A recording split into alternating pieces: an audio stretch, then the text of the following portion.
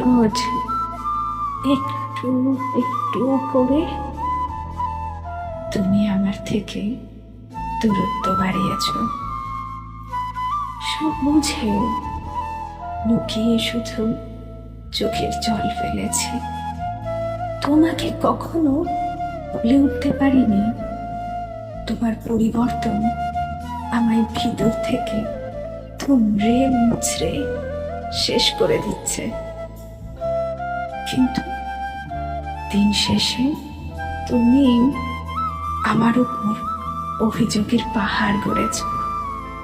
তাই প্রতিদিন তিলে তিলে শেষ হওয়ার থেকে একেবারে তোমার জীবন থেকে সরে গেছি।